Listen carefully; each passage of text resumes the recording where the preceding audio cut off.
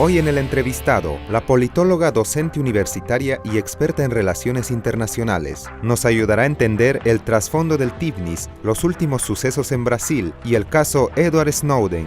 Hoy con nosotros, Elena Algirakis. Muchas gracias por estar con nosotros, Elena. Bienvenida al entrevistado. Carlos. Gracias. Te hemos invitado para que, antes que nada, agradecerte por tu agenda, por apartarnos un espacio. Y quisiéramos que nos ayudes a entender este fenómeno del TIPNIS que nuevamente está cobrando fuerza, y como internacionalista también que sos, ¿está bien usado el término internacionalista? Sí. Muy bien. Quisiéramos que nos ayudes a entender este nuevo fenómeno que se está gestando allá en Brasil, cerquita nomás, y el tema de Edward Snowden, ¿no?, que está trayéndole dolores de cabeza a Estados Unidos.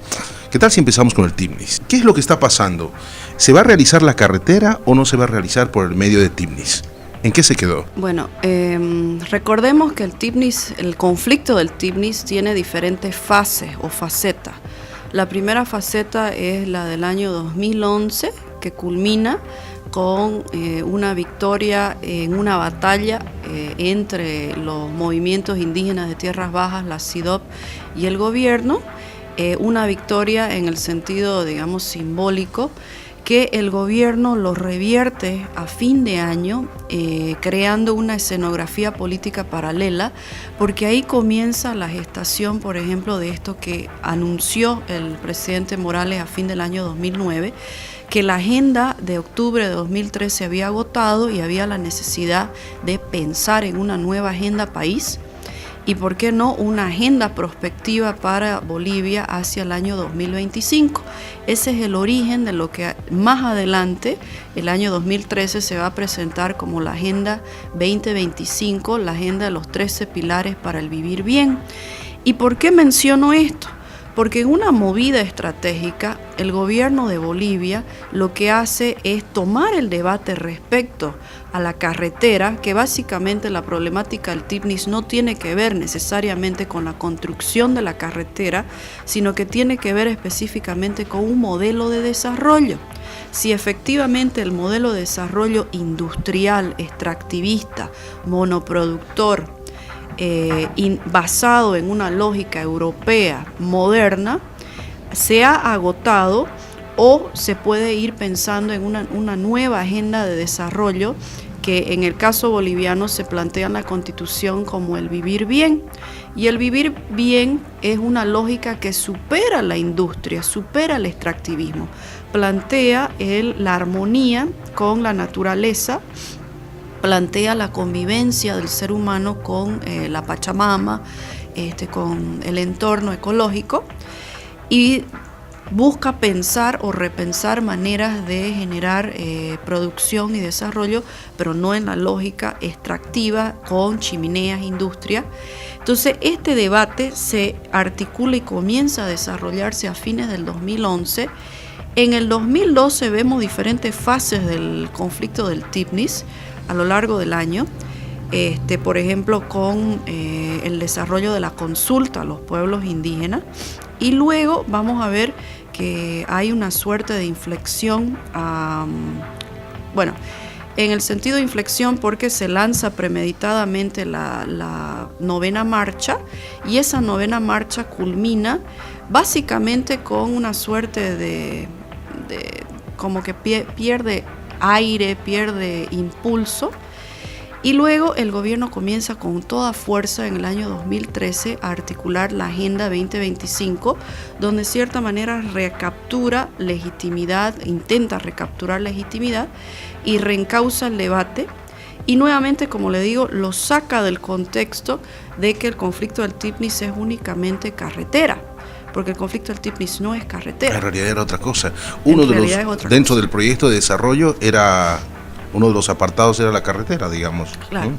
Ahora, en determinados momentos, si no me falla la memoria, la CIDOB plantea una serie de pliegos petitorios al gobierno, donde pide, por ejemplo, cesar la construcción de la carretera, y si nos acordamos, en determinado momento se para el proceso de construcción de la carretera, inclusive se rescinde el contrato con OAS para la construcción de la carretera ya no existe ni siquiera contrato, por ende, en la esencia de la articulación del conflicto, o sea, en su faceta mediática, ya no tiene razón de ser.